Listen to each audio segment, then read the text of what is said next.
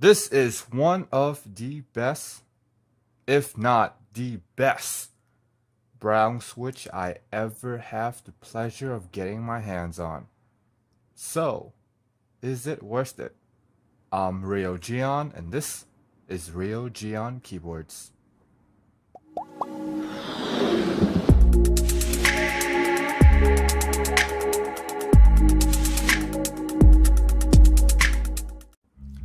I am so glad that the keyboard I actually get has standard layout instead of the layout from the box. I am not sure what that layout is, but I believe that it will be really hard to find aftermarket keycaps for it. If only it didn't have the Roccat logo on top of the arrow keys, this would be a very stealth looking keyboard because of just the professional looking font. Then again, because this keyboard is marketed as a gaming keyboard, unfortunately, the manufacturer feels like they gotta put some flair on the board. Comment down if you agree with me, but I think this chassis is very similar to that of the HyperX alloy. It feels light for a mechanical keyboard, and the materials are very similar to the HyperX. It's funny how there's a dedicated buttons for Windows lock titled Game Mode, when the media keys are bound to a function. At least you get to control volume with dedicated keys. Also, I don't like how some of the keys remain off unless you activate them, like the caps, number, and scroll lock keys. The light is right on top of the switch. In theory, I believe that with every single keystroke you are hitting the lights. Comment down below if you think I'm wrong. Besides that, you can see the TTC logo, which is one of many Cherry MX clone switches in the market. Another reason that makes me think this keyboard uses the same chassis as the HyperX is that they use Co-Star stabilizers instead of Cherry MX. I noticed that few keyboards with this floating key design uses Co-Star stabilizer due to the aesthetic look of the board. I really wish this keyboard uses Cherry stabilizer. It would make it so much easier to clean. So much easier. The keycap is the typical ABS thin plastic from many other brands you would buy from, at least here.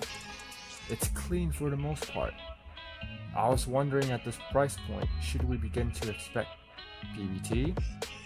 At least ABS double shot? The flip up feet does have rubber on them and it actually keeps the board planted. It's nice to know that it's not just here for decorations. The rubber pads on the board also do a good job keeping the board planted. It seems like they should be able to make the cable detachable, because I remember the cable on the HyperX being detachable. At least the cable is braided, which is nice, which some of you guys rather it be rubber, and the USB tip is silver. You just can't have it all with this keyboard. It takes a long time for the software to load up after initial updates, and when I use the typing sound feature, which I personally thought was pretty cool, it lags and the software crashes. After rebooting the software, it would be blank and nothing would pop up. The software would stay in the background, and I wasn't able to right click to close it either. It basically stood in the background taking up space and does nothing. When the software actually does work, there's a delay when you want to activate features. It's nice that they included the auto apply feature, but still, it doesn't help due to the delay. Almost every single key is macroable, which is great for those that play MMO, but you can't macro F keys, which I believe is what most MMO players would macro if they don't have a dedicated row of macro buttons. On the bright side, at least the software is user friendly in the sense of knowing what features to enable without having to look up how to use certain features. I absolutely love typing on this keyboard. It is buttery smooth with every single keystroke. The feedback is just right, where it doesn't feel too stiff and your fingers get tired quickly, or too soft where you start making stupid mistakes. Also, it's loud, considering that it's a brown switch, which I personally love. By far, the thing that sold me the most for this keyboard is the typing experience.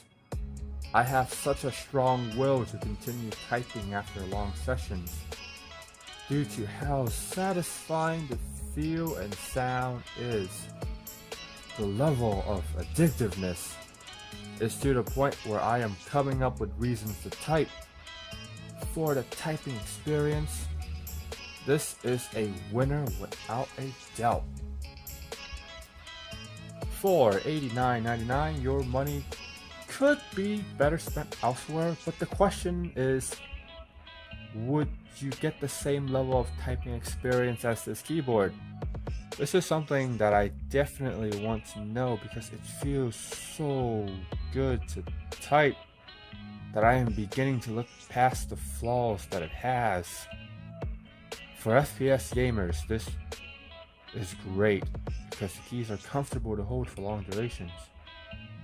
For RTS gamers, the keys are fast enough to execute quick double taps, but are not too soft where you would be making silly mistakes. For MMO gamers, it's nice to know that you could macro almost every single key, but you don't have a dedicated bank of macro keys. On top of the fact that you can't macro the F keys, I really think you guys should avoid this one. For everyone else, I really want to say this keyboard is a good keyboard, but I gotta be honest, at this price point, if you are to include features, then you better make sure they work well. It's a high price point for a gaming keyboard in today's market. But if the only thing you care about is the typing experience, this keyboard is really worth it. I really wish that they change things around and market this keyboard as a typing keyboard instead. Anyways, if you like the content, please be sure to give this video a like and subscribe for more awesome content.